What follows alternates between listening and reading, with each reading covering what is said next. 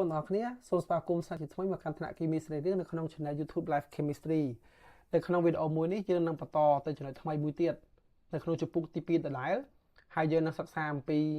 Smart State អ៊ីយ៉ុងកម្លាំងអ៊ីយ៉ុងតាមពិតខ្ញុំជឿថាបងប្អូនទាំងអស់គ្នាធ្លាប់បានសិក្សារួចមកហើយនៅក្នុងថ្នាក់ទី12បើតាមខ្ញុំចាំ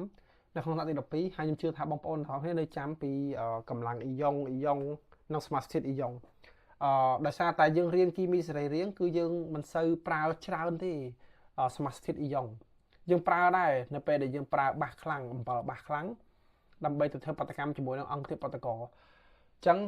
ជាការល្អយើងត្រូវស្គាល់វាបន្តិចទៅប៉ុន្តែយើងមិនសិក្សាលម្អិតទេបើយើងចង់លម្អិតយើងអាចទៅរៀននៅក្នុងគីមីទូទៅឬក៏គីមីអសរីរាង្គដើម្បីសិក្សាបន្ថែមហើយខ្ញុំសូមបញ្ជាក់ថានៅក្នុងគីមីសរីរាង្គ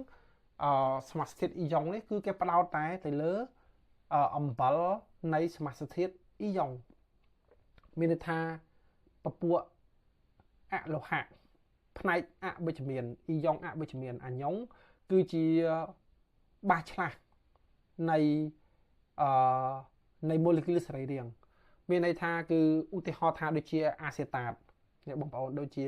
អាសេតាតមកពីអាស៊ីតអាសេតិកចឹងនៅពេលដែលវាคล้ายទៅជាអំបិលគឺវាជាសូដ្យូមអាសេតាតអីចឹងទៅឬក៏ប៉ូតាស្យូមអាសេតាតអីចឹងទៅហើយគឺយើងឃើញវាជាញឹកញាប់ឬក៏យើងឃើញដូចជាសូដ្យូមអ៊ីដ្រូណា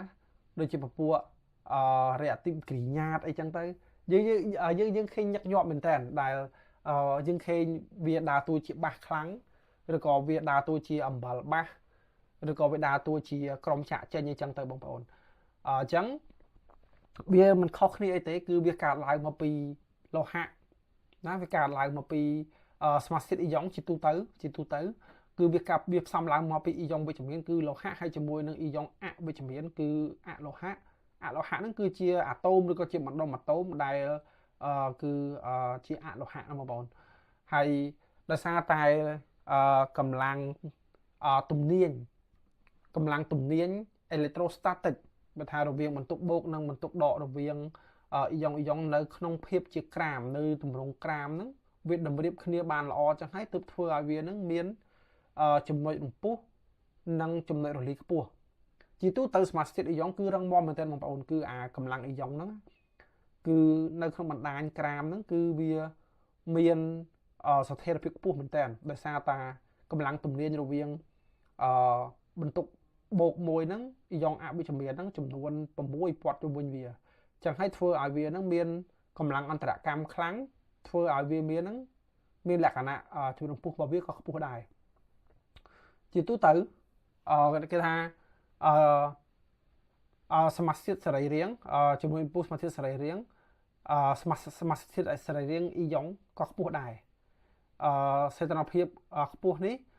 សមាសធាតុអ៊ីយ៉ុងស្ទើរតែទាំងអស់បំបែកមុនពេលពួកវាពុះខ្ញុំចាំថានៅពេលដែលខ្ញុំពិសោធន៍នៅឆ្នាំទី2ឆ្នាំទី3គឺយើងសិក្សាពី